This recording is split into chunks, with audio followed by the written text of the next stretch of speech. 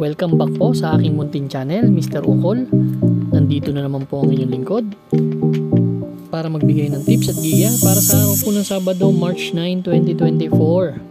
Meron tayong 8 karerang lalargahan para pagsasalusaluhan natin bukas. Simula po ng karera alas 3 ng hapon po sa Sabado. Shoutout tayo, shoutout sa kaibigan ko, si Gerald Bato Bibera. Gerald, shoutout. At yung kapatid niya, si Glenn Bevera, shoutout po. At sa tropa niya, si Alex Nuida ng Barangay 839, Biata, Pandacan. Shoutout din Albert Santos ng Abu Dhabi, Patrick Suarez ng Antipolo. Shoutout sa inyo lahat. Kay Sir Bobby Salsos at kay June Foss. Yan yung mga sugid natin mga supporters. Start na po tayo. Race number 1 po. Start po ng first pick 5 event, covers races 1 to 5. 6 na kalahok, but 5 in betting options lang. 3-year-old and above maiden race. 1,400 meters na distansya. Dito sa karera na to, dalawang nakikita akong may panalo. Yung 4 at 1. Pero lalagay ako sa 4. Gusto ko tong si Bronze Bell. Huling takbo nito last February 23, segundo to kay Boss Lady. 129 in a fraction ang tinala nito. Same rider. Ganda lang sa kabahay na to. Meron siyang tulin at may remate, kaya tingin ko ito yung horse to beat. Kaya race number 1, sosolohin ko muna po. Entry number 4, Bronze Bell. Good luck po. Race number 2 na po tayo, bayang karerista. Ito po yung start ng ating winner take all event, covers races 2 to 8. Meron tayo ditong 8 kalahok. 1,400 meters ulit na distansya. 6 to 10 split to, itong karera na to. First choice ko po, yung entry number 3. Yung Piece of Cake. Piece of Cake, huling takbo nito last March 2. Medyo panlima dumating, 129 in a fraction, pero nakikita ko dito walang lucha kasi pag nauna to matibay sa harap to kung puro diremate kalaban kung walang lulucha talagang may slight edge siya. Second choice ko yung number 2, si Isla Puting Bato. Huling takbo nito 1,500 meters lang, 1,200 meters lang, 115.2 ang tinala. Kaila Primero Soldado tumakbo. Yan ang tinakbo niyan. Pero may 127.2 yan. Third choice ko, long shot, number 1, Cool Mom. Ito naman si Cool Mom, may dalawang 127 in a fraction kasi to. Ito lang, last December lang yata yan. Tingin ko, magaling din naman yung kabayo na to. Race number 2, ang first choice, number 3, Piece of Cake. Second choice number 2, Isla Puting Bato. Third choice number 1, Cool Mom. Good luck po. Race number 3 na po tayo, bayang karerista. Pick 6 event, covers races 3 to 8. Meron tayo 6 na kalahok, distansya 1,400 meters. Class 3 naman to, merge. Minerge yung dalawang group na to. 47 to 53 na group at 54 to 60 na group. Minerge sila, pinagsama. Dito sa karera na to, gusto ko yung Perfect Delight. Actually, gusto ko to sa laban na to. Si Perfect Delight galing sa panalo to, very recent lang, last February 25 lang. Medyo malayo na nalo to, kala Marilag 125 ang tinala. Same rider din ang sasakay, M.A. Alvarez. Pero may best time na 124.6 yan sa 1,400 meters. Dito pwedeng unahan niya lahat or segundo pwesto aalis. Ganda ng post position, kaya para sa akin susuluhin ko na po number 6, Perfect Delight. Good luck po. Race number 4 na po tayo, bayang karerista. Second pick 5 event, covers races 4 to 8. 8 kalahok sa distansyang 1,400 meters, 6 to 10 split.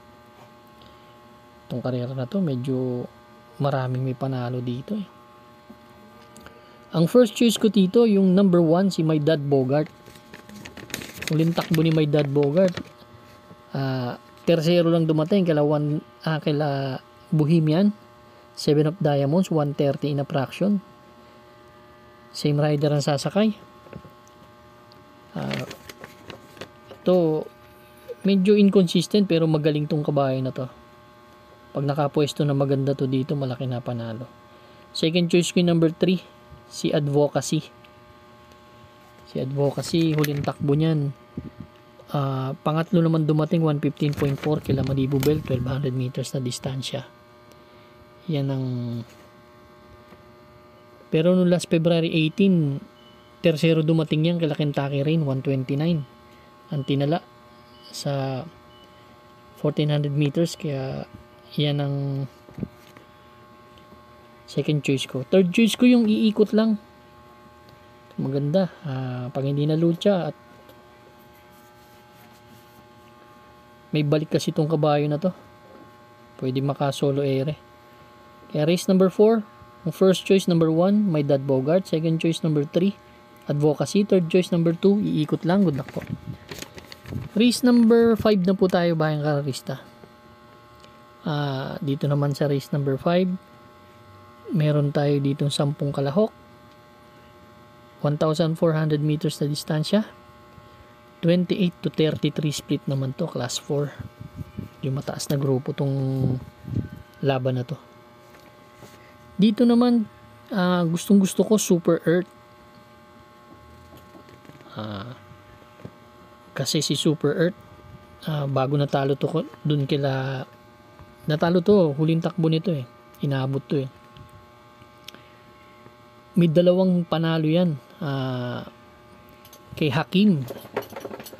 Alam natin si Hakim eh, galing yung tinalo nakaraan. 2 beses niya yata tinalo si Hakim. Laking kabayo nito, Super Earth, tsaka magaling. Para sa akin po, susuluhin ko na entry number 8, Super Earth. Good luck po. Race number 6 na po tayo, bayang kararista. Last DD plus 1 event natin. Dito naman meron tayong 6 na kalahok, distansya po another 1,400 meters na distansya. Class 5, Division 5, split non-placers. Ito yung mga hindi tumitimbang na kabayo. First choice, nakikita ko wala na naman lucha. Number 1, win sa Maxine ni JT Sarate. Ito naman, medyo na lucha nakaraan to. Daming humabol dito eh. Prince Arman, si Sky Magic, yan yung mga humabol sa kanya nakaraan eh. Dito kapag maka-solo air ito, numero 1 pa ang post position, malaki na ang panalo nito.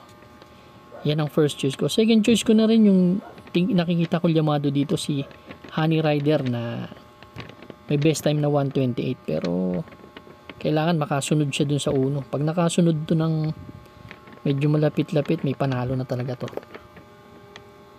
Dahil siya naman talaga ang may dating dito sa laban na to. Kaya race number 6, ang first choice number 1, win sa Maxine. Second choice number 6, Honey Rider. Good luck po.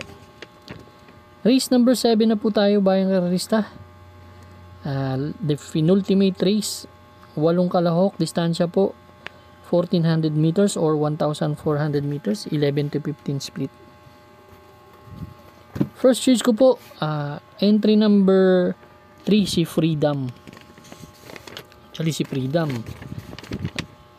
inayaw lang to nakaraan. Ultimo ora inayaw to si Freedom. Doon kila Baba Boom. Bagong baba rin to eh. Actually galing yan sa 16 to. May tulin at may rimati tong kabayo na to, kaya yan ang gusto kong first choice. Second choice ko yung number 2, Namaskar. Si Namaskar naman may tulin, pwedeng siyang mauna kung ilalabas lang din. Biyahe din to nakaraan. Kaya yan ang second choice ko.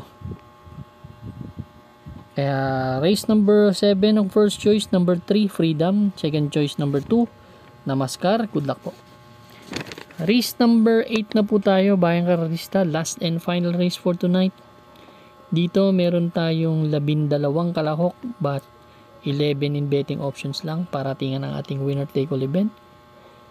Mga exotics natin. Pick 4, pick 5, pick 6. Dito naman 34 to 39 split, class 4 to. 1,400 meters na distansya. First choice ko po, number 3. Uncle Vines. Actually, si Uncle Vines, gustong-gusto ko to. Ganda ng post position. Although galing sa talo, pero may mga 125 yan sa ano.